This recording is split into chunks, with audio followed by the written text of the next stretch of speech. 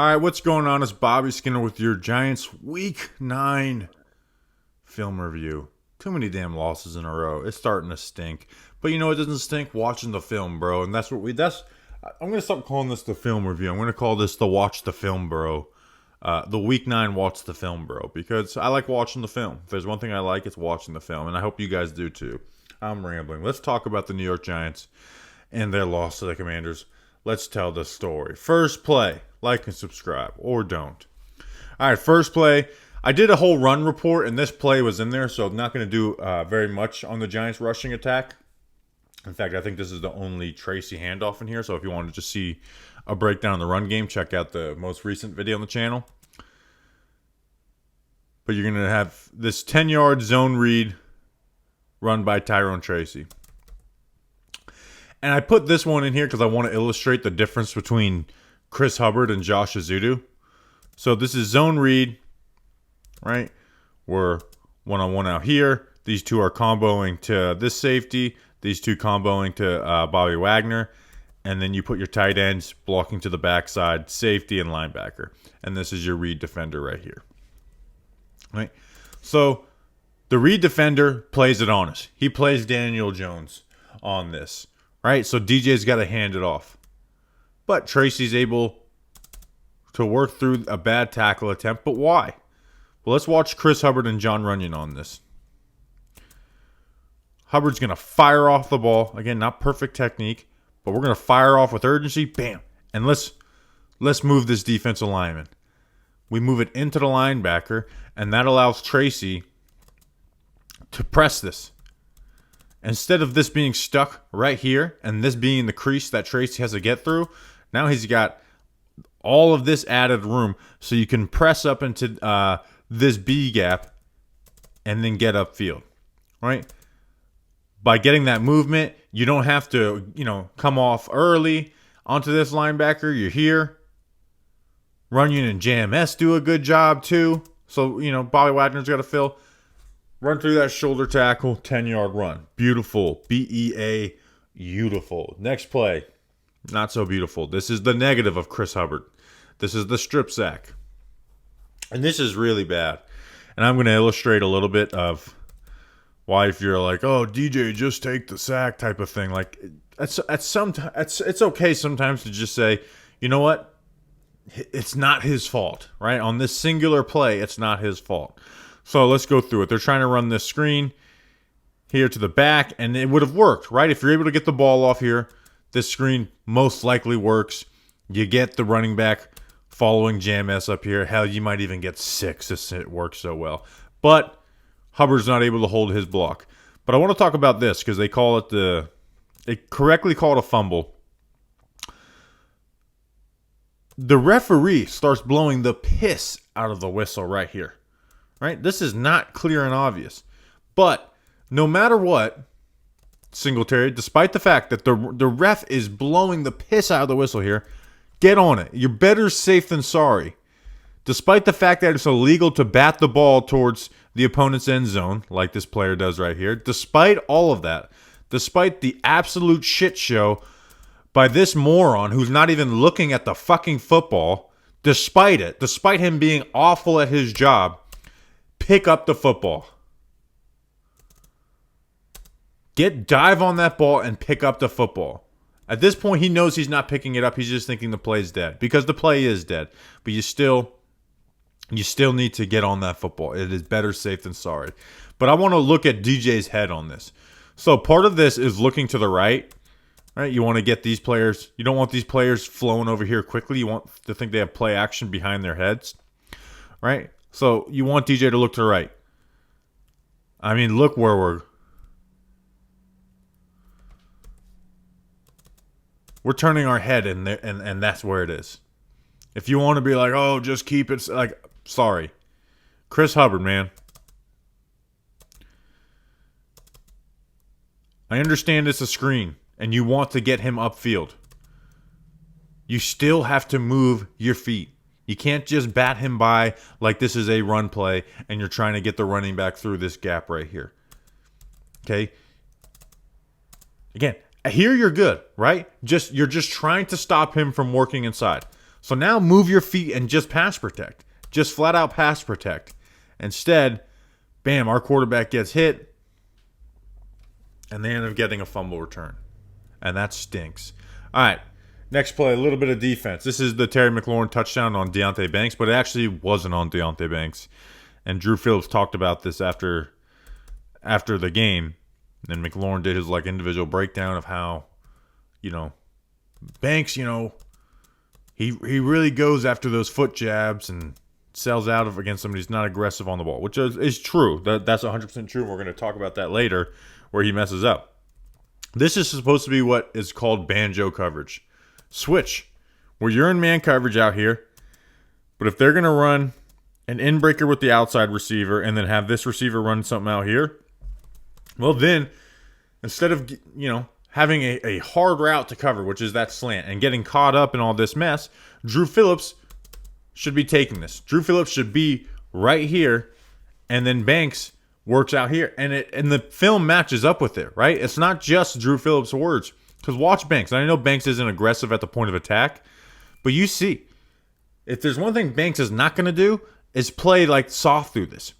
See how hesitant he is here, right? He should, if this was just straight man coverage, man everywhere you go, he'd be on his horse. I still don't think he'd stop him, right? Because I don't think Banks is great at the release, especially on plays like this.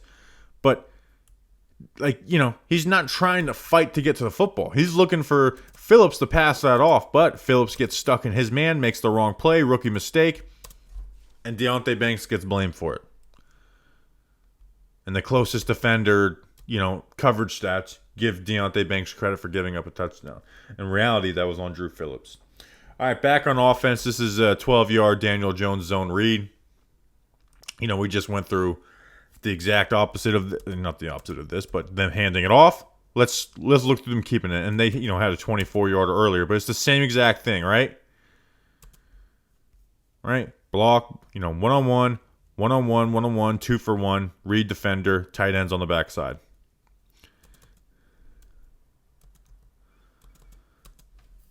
This time DJ keeps. Defensive end really has his shoulders turned for the running back. And it's very simple, right? There's nothing really complex about this. But you get Malik Neighbors out in motion, so he's blocking out here. You got Manhurts and Theo Johnson for this one player. And then getting off to the next level, bam. 12-yard run. Easy money. Don't need to do too much talking on this. This got me freaking jazzed up. This Darius Slayton 11-yard run. This is high school wing tee tackle trap. Alive and well. I saw the Bucks ran this against the Chiefs on Monday night. So you have what is, called the wing tee offense. This is the wing back. Right? This is the wing back. Lining up in the running back. And then you have your actual running back in the backfield. I wonder if Slayton actually ran some of this in high school, because I'm sure they use them, with some type of carries. So, what are we going to see? So, we are trying to influence these linebackers and this defensive end, and it works perfectly. It works essentially perfectly. So, we're going to show toss right. Right? The Giants have inserted the receivers into a lot of their run schemes, especially Darius Slayton. All right, so it makes sense for him to be there. And him even making this movement makes sense for him to try and crack down on this linebacker. So, toss right. So, what do the linebackers read? The linebackers' keys usually are the guards and the running back. The guards and the running back. Well, let's watch the guards and the running back. We're all stepping right. So, what is that going to do to Bobby Wagner? It's going to get him sucked up in all this mess. Okay? Right? It's going to get him sucked up in all this mess. And the backside defensive end, he wants to chase on the toss play, right? He wants to chase on the toss play. So what does he do? He gets upfield and he wants to run. But instead, the Giants are going to pull Jermaine Illuminor, the tackle trap part of this play, right? And now you've got a great angle, because this defensive end, instead of doing what he should be doing, which is squeezing this down on the left tackle and giving this a bad angle for Jermaine Illuminor. Instead, Illuminor has an easy block, right? Hubbard hinges out here. Runyon's looking for this linebacker. And here we go. Here we go. Now it's just on the receivers to make blocks. They don't block so well, but they block good enough, and you get yourself an 11-yard run. And then you get Chris Manhertz, the third touchdown of his career. First one since week 1 of 2021 when he's on the Carolina Panthers. And that's beautiful because I love Manhertz. I love his blocking. But the man never gets a touchdown. Can you chill right now, dog? My parents are out of town, so I'm watching their dog. And he's moving. All right, Chris Manhertz touchdown. Leave all that in. Just play action. Again, you're just trying to pull all this up here. You've got it. You throw it. Good placement by DJ.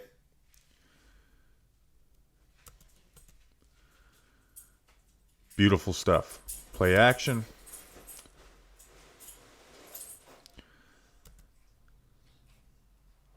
Look at that air. Look at the air this man gets. It makes me feel more secure about my vertical jump. No air. Good ball. Touchdown, New York Giants. Daniel Jones' first home touchdown in whatever freaking days it was. All right. Next play, back on defense. We're going to go through a handful of defensive plays. 2nd and 1. Commanders are going to run zone read. Great discipline by Azeez Ojulari on this. I mean, this is good ball here, man. You force them into a 3rd and 2 with the zone read. Again, Okereke fills. So does a good job if they do hand it off. And Azeez squeezes it down, but still has the angle on Jaden Daniels, right? Doesn't chase the run. Stays disciplined on it, right? Doesn't even flinch at the run, right? Stays disciplined, but Daniels wants to get that first down on his own. He pulls it. We're here. He wants to stop and stutter. We're here. He wants to work to the outside. All right, now we'll get on our horse and run a bit. Wants to stop. We're stopping with him, and he ends up falling forward. And you get yourself a 3rd and 2. But just, watching real time, that's really hard to do against the Jaden Daniels. Stay disciplined. Don't play the run. Don't over-pursue. Good shit by Azeez Ojulari, who is, 11 minutes right now before the trade deadline, looking like he's going to stay on the New York Giants. Here the Giants get beat on Yankee, which is the deep post and then the over, a concept that they've ran a lot.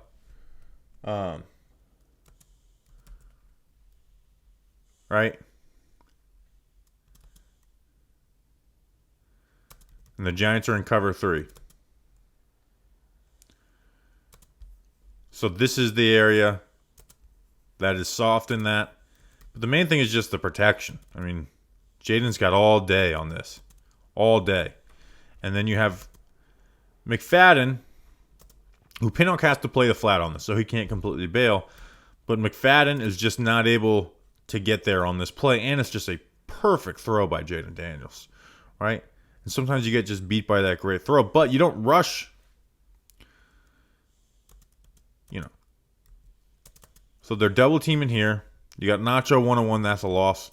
And then they chip with their edges. We just got all day. Azeez eventually beats the right tackle.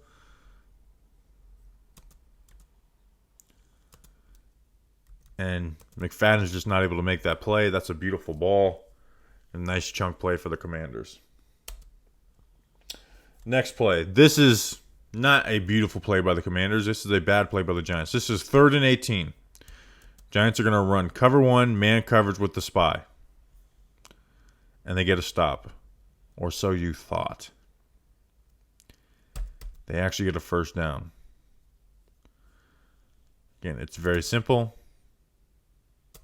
We are in man coverage. Man coverage.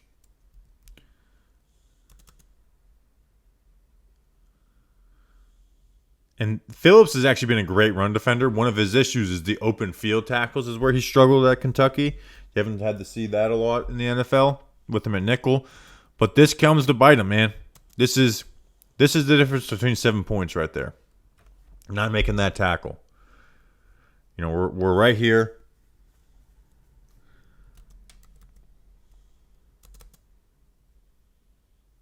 Burns, the stunt works, gets the ball out quick.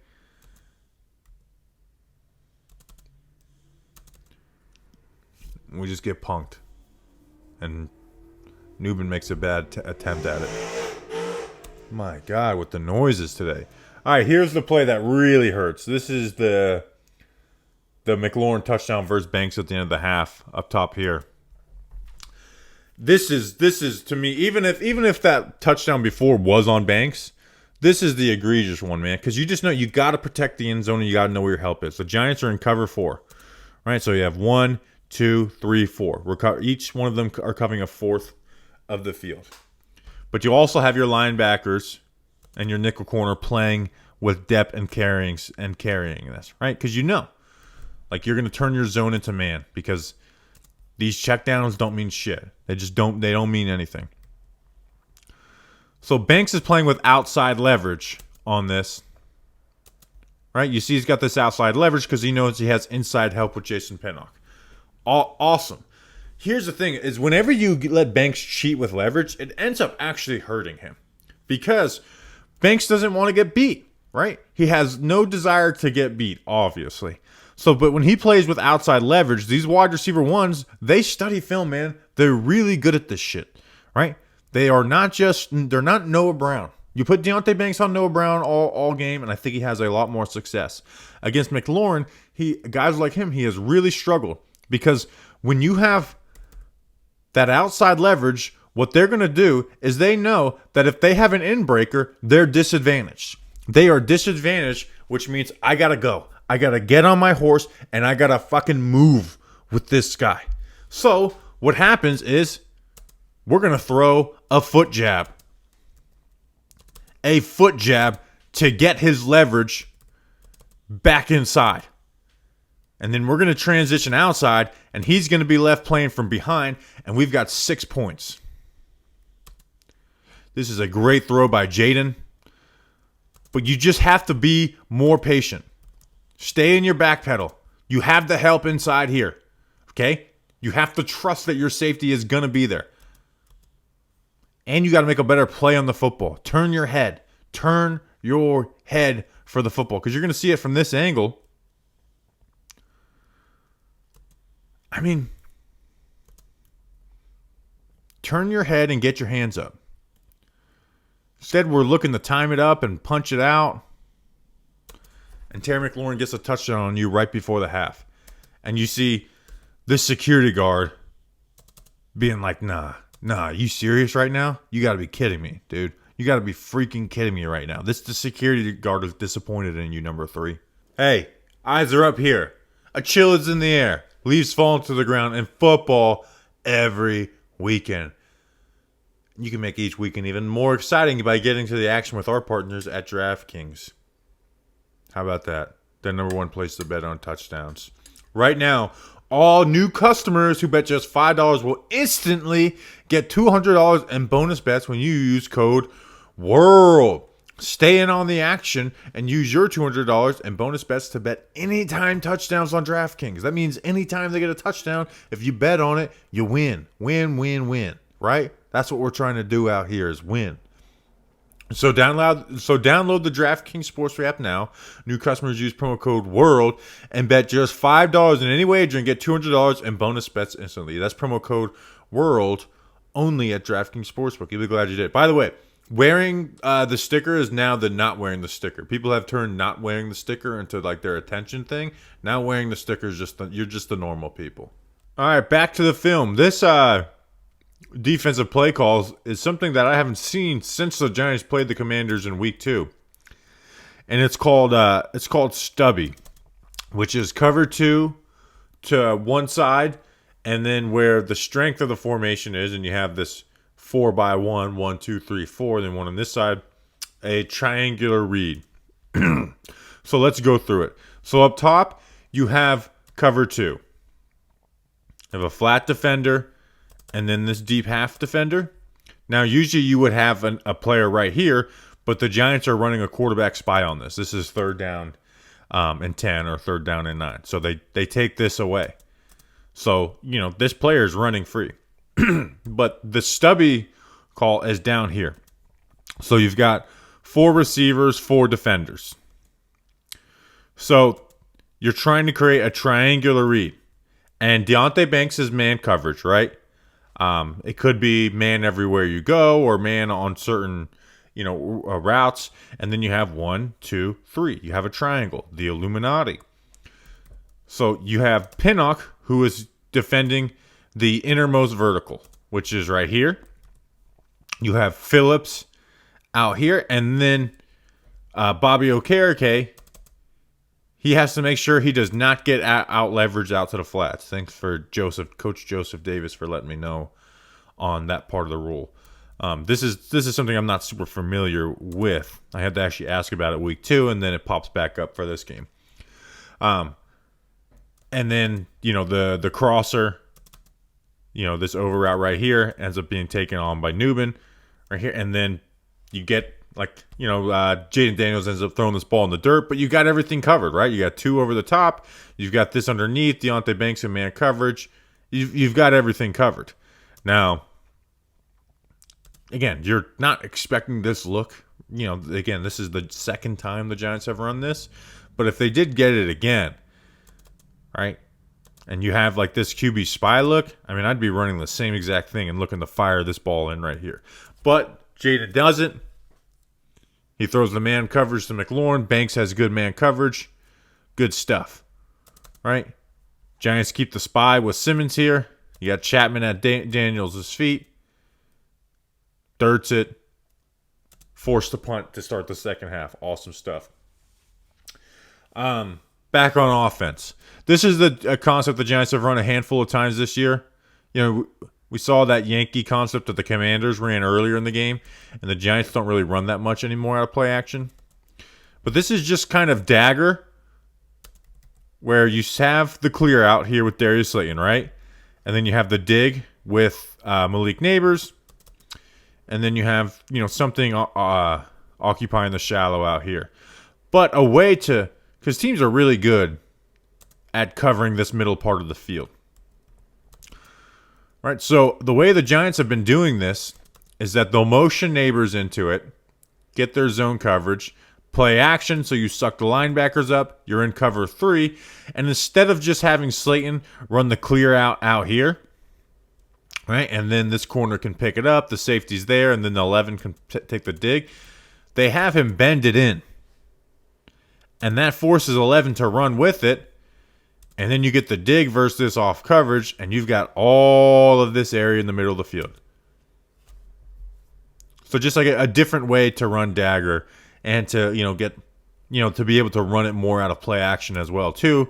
You pull up the linebackers, just a clear, easy read for Jones, nice catch for Neighbors, bing bang boom, nice play. Next play. This is the 4th and 2 that they technically converted, even though I don't think they did. But the refs just moved it forward, and the Giants ran a play. I don't think he got it, but regardless. This is a frustration I have with Brian Dable this year. So this is mesh whip. So mesh, you have the running back who's going to run this wheel route out here. He's technically the first read, but he almost never throw it in the NFL. And then you have the sit by the tight end here. And then Slayton, you run whatever. Usually it's going to be an out route. That's what it is on this. And then you have the mesh, right? The mesh point. Think of your fingers meshing together. Usually you put him on a drive route, Neighbors on a drive route. You have them cross pass, and one of them usually gets open because it creates a natural rub route without actually being an offensive pass interference. Now, there's ways to variate out of it, right? Because it's meant to beat man coverage, which the Giants are facing man coverage right here. But if you get zone coverage, let's say it's zone coverage, well, then you have this middle field defender who is covering the sit route, and then you have these 2 curl hook defenders who they just pass this off, right? So say Neighbors kept his route going here, this linebacker would pick it up, or safety, and then vice versa on the other side. But the Giants just haven't really run a true blue mesh concept. They've only ran it once this year, a true blue mesh concept. They've ran this mesh whip a handful of times out of it, which I love the mesh whip. But if you're not putting the mesh on film and you're not letting your receivers have the freedom to whip it out versus man and zone coverage, this is what you get. right? This is man coverage. Keep this going. Keep these guys running this route. Instead, you whip and we're man coverage. DJ throws the ball in the right spot, gives it to Neighbors, but that shouldn't be a first down. Look at that marker. Again, maybe he got the spot, but that's not a successful play call to me. Like, start just running the actual play. You've had so much success with it. It's been a key play for this team on third downs, throughout the years, especially with number 8 at quarterback. I don't understand why it's just been taken out of the playbook, and whenever they do it, they run a variation of it. Like, running a variation of a play is awesome, but if you don't actually put the play on film consistently, then the variation, you got nothing to tendency change off of. So I don't like the Giants have been running it like that. Run actual mesh. Back on defense, the signature, even though the Giants haven't done it as much as Shane Bowen did at Tennessee, nickel blitz, right? Nickel corner. You roll the safety down in the man coverage, right? Man coverage everywhere, right? Man. Linebacker down here, and then you have your deep safety. Phillips just misses it, man. Like, that's as simple as that. I wanted to put it on film. This is an issue. We've got to be able to finish this play, especially when you're playing a quarterback like Jaden Daniels, right? We shoot Timon Fox into the B gap, right, to pull the right tackle down. They're running play action out of it. We get it. We get exactly what we want right now. Has he cocked back to throw? Do you know who we're talking? This isn't Sam Darnold. Like, keep your feet above you. I don't know what we're leaping at. Keep your feet on the ground and make the sack. Make the sack. Like, that's 2 huge plays, man. That's points. Again, it's one thing to miss a tackle. This is undisciplined. It's as simple as that. It is undisciplined. Coach it up. Back on offense. What do we have here? Oh, play action toss to 4 verts to Slayton over the middle of the field. You can see the play action works really well. And you get Neighbors. I mean, you guys have been watching these film reviews. The Giants run forms of 4 verts. I like this. This is the first way I've seen them run it this year. Run it this way this year. So you motion Theo into a 2x2. And you basically, switch release. Right? We got 1, 2, 3, 4 running verticals. It's versus a two high safety. Looks like cover 6. We have cover 4 up top, 1, 2, and then the deep half right here. So this occupies the flat defender with Theo Johnson. The pin and pull fake toss occupies the linebackers. And look at all this green grass. Look at all this green grass for an easy throw for our quarterback to get a nice chunk play, get down to the red zone. I didn't put this play on film, but they ran this pin and pull toss earlier in the game. So again, put it on film. They shifted it to the exact same way on that play. Check out the O-line report or the run game report. Right, show the exact same thing. Pulls these linebackers out. Easy throw, easy money. Get down to the 3-yard line. And then DJ's going to zone read. Touchdown. I mean, there's not much to break down out of this. We motion Wandale. They bounce. They bump down. Slayton meant to seal out here. It's the split zone that we talked about. So because it's split zone, this player is working to spill inside of Theo Johnson or take on Theo Johnson, so he's not playing the quarterback. You pull in the corner, and you got one-on-one with Daniel Jones. Put our shoulder down, not enough. You want to come make a play? Put his ass on the fucking ground. Like, man, I wish I was happier about the Giants' quarterback position overall, because that would get me freaking hyped about my guy. I mean, just boom, boom. Throw the ball, yell at the crowd. I love it. You know what? Forget it. I'm happy about that. Here's the 2-point conversion. Again, driving me nuts.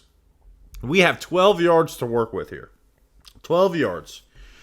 And we run this play that does not work without space and does not work without timing. And it is a combination of wave and mesh. Wave is basically like deep mesh. You have the dig routes down the field, crossing, right? Crossers right here, crisscross. And then you have the mesh underneath here with Chris Manhertz and the running back. But this is all meant, when you run this play, we want there to be a line of 4 players, right? Because you got to put defenders in conflict, right? You have to put these defenders in conflict, and then you pick the one that's open. It's usually going to be the underneath. Well, when you do it with block and release Chris Manhertz, the running back who's checking, blitz, and such little space, where are we going to go? This safety's picking up this, right? You haven't, if you don't do a block and release with Manhertz here, right? Let's say you don't do a block and release with Manhertz here. You pull up Bobby Wagner, right? Because he's got to cover that. And then you throw the ball over the top to over his head to Slayton. Or he covers Slayton with the depth that he has, and Manhertz, we fire it in there to him. Even though I don't know why we're running that with Chris Manhertz. But, let's look at it from the other angle. Why are we running this play on a 2-point conversion? Where are we going here?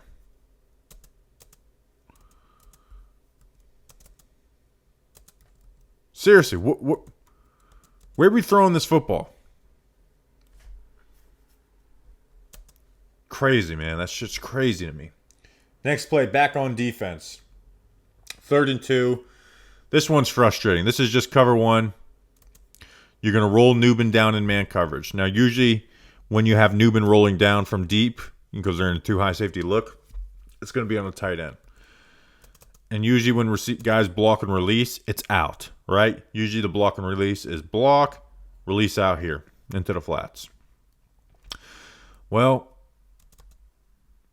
the Commanders do it with a receiver and a back. So they block and release. And they put these guys on shallows. And that's a lot of depth for Tyler Nubin. Right? He shows block. And even then, Nubin's got to be on his horse and go. Go. Go. You got to get downfield, man. You got to get downfield on this shit. This is 3rd down and 2, man. 3rd down and 2. I don't think this is the best 3rd down defense, man. All right, we want to run a 5-man rush. Just give them a basic look. Roll Nubin down pre-snap, right? Roll Nubin down pre-snap on this. Keep it simple. And I know Nubin's looking for the block release, but even if it's a block and release to the outside, they get a 1st down. Sorry, it's a 3rd and 8, not a 3rd and 2. Excuse me.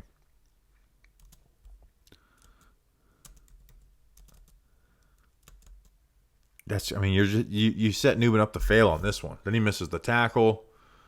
Dory doesn't do a great job, and they get a nice chunk play. They get a field goal on that drive. That's a big reason why. Is them converting the 3rd down. Giants get the ball back down 11, I think. Yeah, because of the 2-point conversion thing. This is the Theo touchdown. 4 verts, right? Again, we've seen 4 verts run so many times on the film review this year. But what also part is you guys have seen, 4 verts is not always truly 4 verticals. The outside receivers will convert them to curl routes right out here. Again, verse, what do we get this against? Cover 4, right? So cover 4 should actually cover 4 verts, right? You 4 deep, 4 deep receivers, 4 deep defenders. Right now, the Giants should be able to hit the conversions on the outside. Right? Like ideally, you'd be able to hit Hyde here, but he's not a great at running this route. But here's the beauty of it. Theo widening, like we start inside the hashes, widening this out, pulls Wagner horizontally instead of getting deep. And then this safety, I mean, I guess he wants to, I don't know what he wants to do, but he should be getting over on this. Like, I don't know what he's reading, but he should be getting over on this. But you got Theo Johnson up the seam. He's big. He's fast. He had a bad game. You get the ball on him. Touchdown, New York Giants. Gets the first touchdown of his career. And this is why, I don't know if Brian Dable listened to Talking Giants in 2020, but I had something I came up with then. I was like, why not run 4 verts 5 times per game? Run it 5 times per game.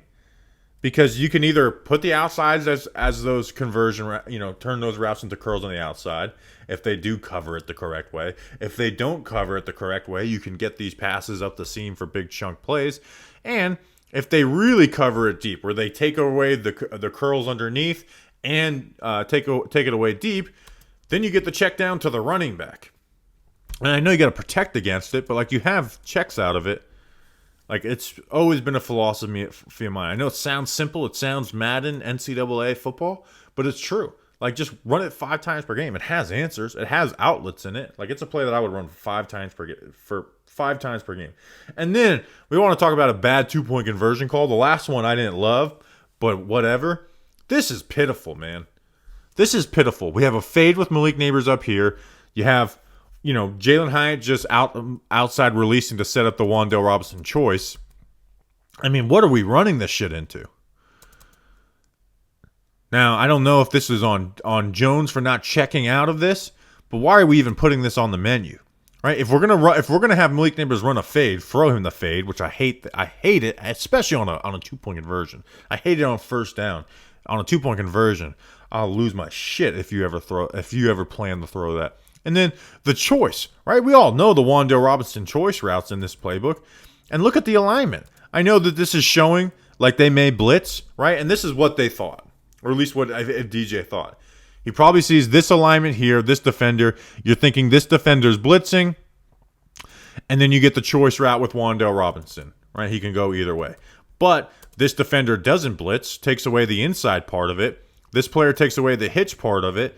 This player is trapping underneath, so you're not throwing there. Hyatt's not really a part of it, and we're screwed.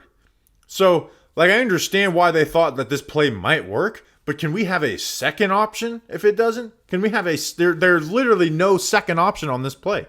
Jalen Hyatt's not part of the progression. The only time he's getting the ball thrown if this corner just falls down, right? He is releasing outside just to create space, just to occupy this defender. If we don't throw the fade, decide to throw the fade pre-snap, we're not throwing it at all. So we have one option. One option. Like, are you seriously having one option on a play?